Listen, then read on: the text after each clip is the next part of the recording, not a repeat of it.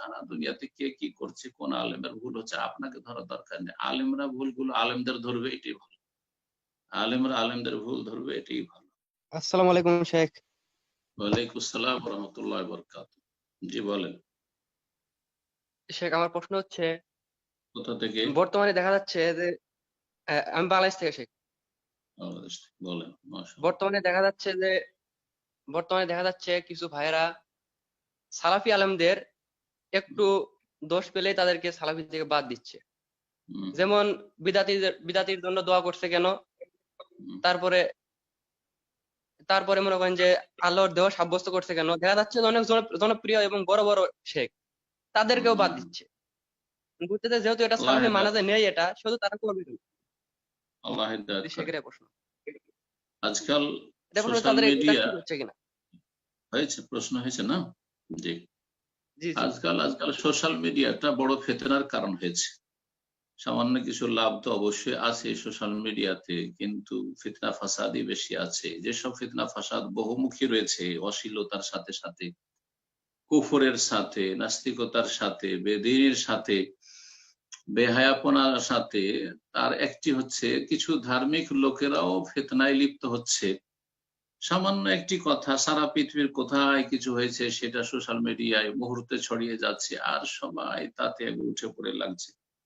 আর সবচেয়ে বড় বা আরেকটা দোষ হচ্ছে অনেক ভাইদের, যে নিজে কোথায় আছে যোগ্যতার দিক থেকে এটা মোটেই খেয়াল করে না।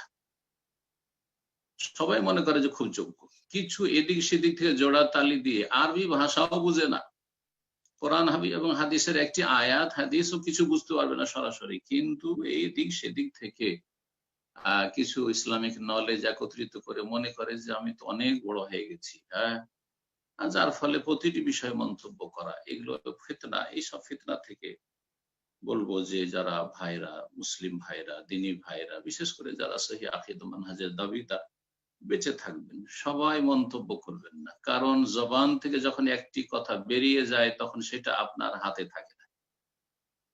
তখন আপনি সেই কথার কাছে বাঁধা, হয়তো আল্লাহর কাছে পকড়াও হয়ে যাবে সেটা কথার জন্য, যদি ভুল হয়, অন্যায় হয় তাহলে।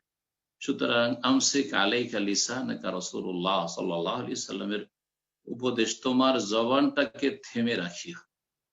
এই জবান মানুষকে জান্নাতে নিয়ে যাবে, জবান মানুষকে জাহান্নামে নিয়ে যাবে। জি, জাহান্নামে যাওয়ার একটি মুখ্য কারণ হচ্ছে এই জবান। এই জবান দিয়ে কুফরি হয়ে থাকে, জবান দিয়ে নাস্তিকতা হয়ে থাকে, জবান দিয়ে শিরক হয়ে থাকে, দরগা দুর্গাকে ডাকা হয়ে থাকে, এই জবান দিয়ে বাড়াবাড়ি সীমালঙ্ঘন হয়ে থাকে, জবান দিয়ে গালমন্দ হয়ে থাকে, জবান দিয়ে গীবত চুগলখড়ি হয়ে থাকে, জবান দিয়ে বড় বড় মন্তব্য, স্ট্যাটাস হয়ে থাকে। আল্লাহ রাব্বুল আলামিন এই সমস্ত অনিষ্ট থেকে, ফিতনা থেকে আল্লাহ যেন হেফাজত করেন।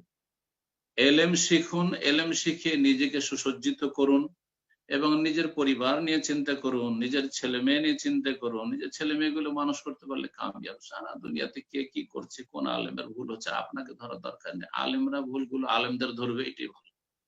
আলেমরা আলেমদের ভুল ধরবে, এটাই ভালো। আর বাড়াবাড়ি করা ভালো মানুষের কাজ নয়। বাড়াবাড়ি করা, চরমপন্থা অবলম্বন করা ভালো মানুষের কাজ নয়।